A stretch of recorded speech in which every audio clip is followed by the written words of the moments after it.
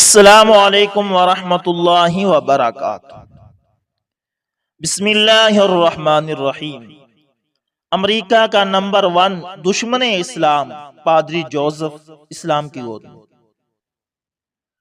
وہ 1 جنوری 1944 کو امریکی ریاست ٹیکساس کے ایک متمول اور قدامت پرست عیسائی گھرانے میں پیدا ہوئے تھے۔ گھر کا ماحول مکمل مذہبی تھا۔ خاندان کے لوگ عیسائیت پر دل و جان سے فدا تھے۔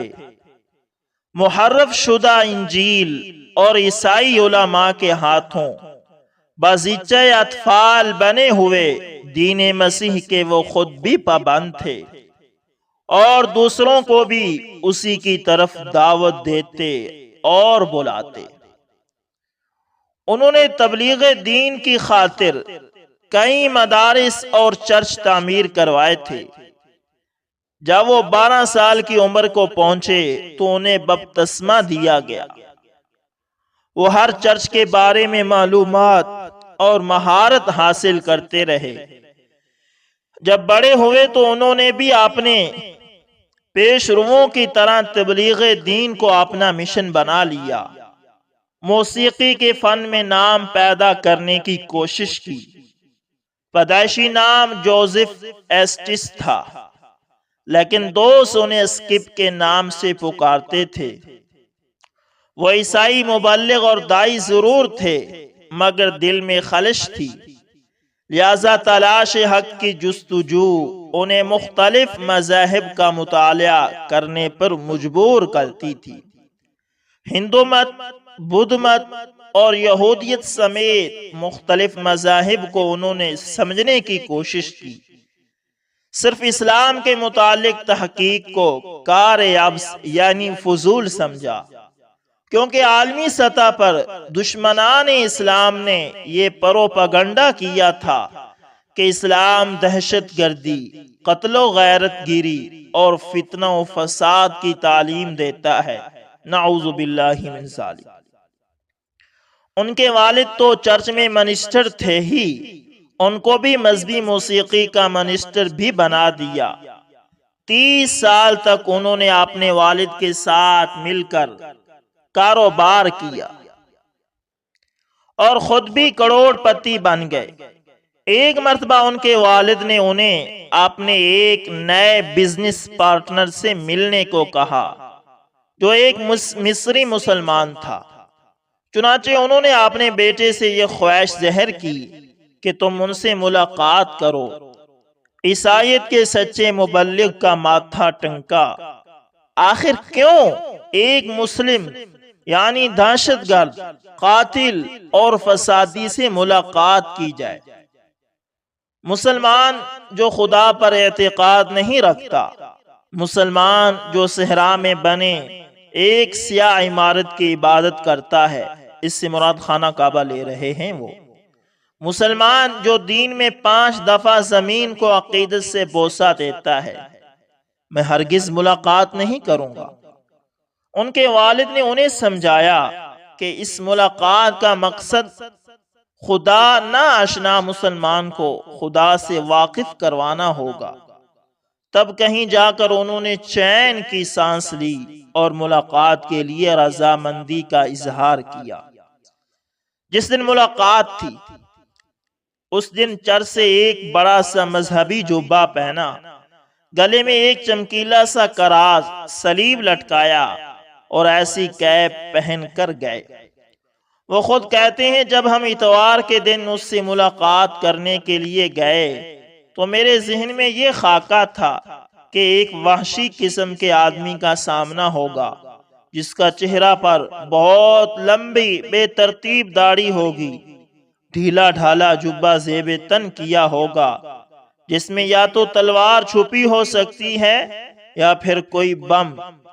بچپن سے ہی یہی بات ذہن میں بٹھائی گئی تھی اور میڈیا کے مسلسل پروپیگنڈے میں بھی یہی باور کرایا جاتا تھا۔ لیکن جب مصری مسلمان سے ملاقات ہوئی تو وہ ایک عام آدمی معلوم ہوا۔ اس کے کپڑے بھی دوسرے لوگوں کی طرح تھے، چہرے پر داڑھی نہیں تھی، معصومیت کے آثار نمایاں تھے۔ سو تلوار کا سوال ہی پیدا نہیں ہوتا تھا۔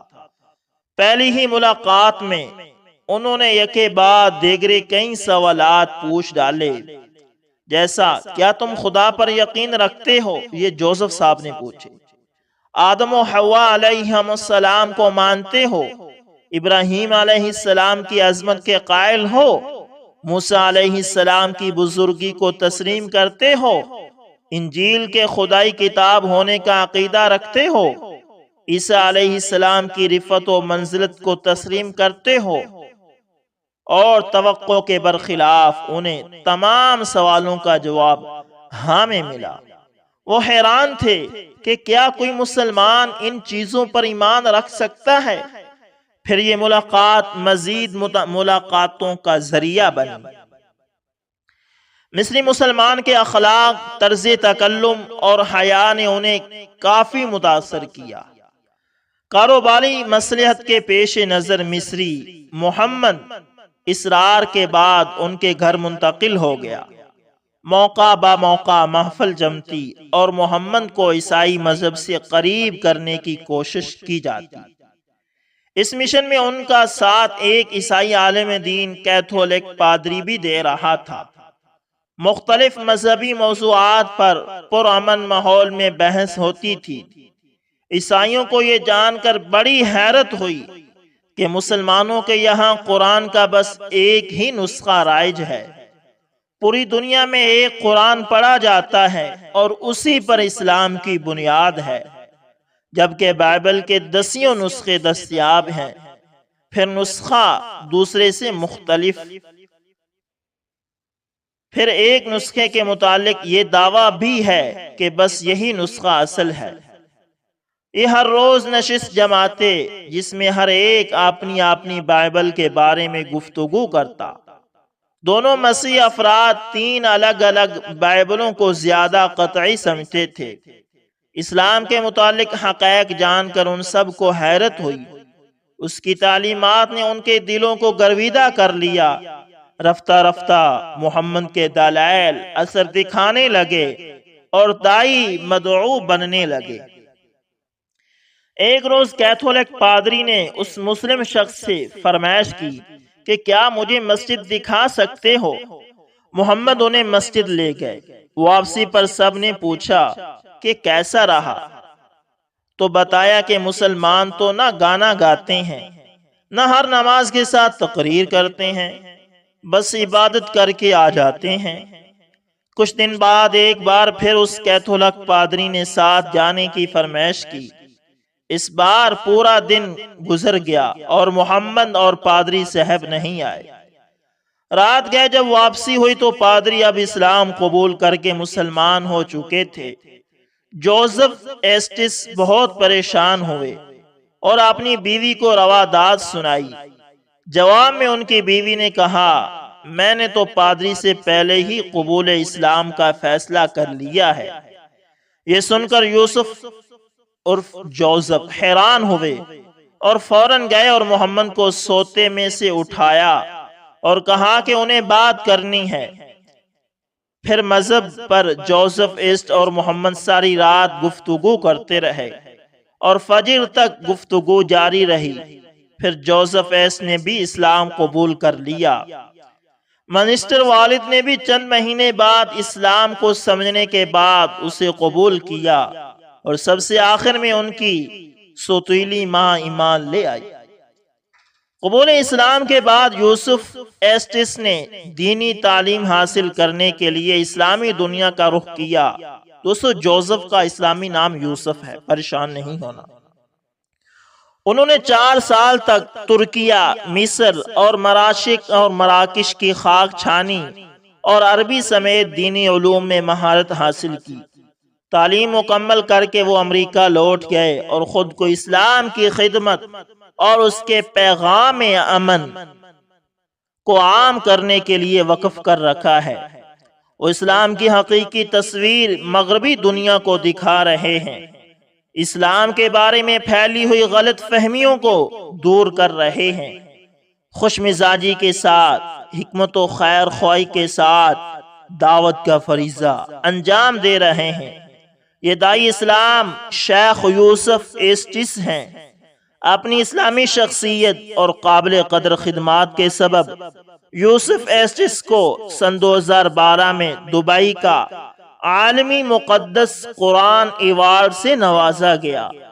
وہ 2000 سے زیادہ ویب سائٹس چلا رہے ہیں جو سلیس انگلش زبان میں اسلام کی سچی تصویر پیش کرتی ہیں۔ وہ غیرس ٹی وی کے بانی اور صدر بھی ہیں جس کا مقصد بھی تبلیغ اسلام ہے۔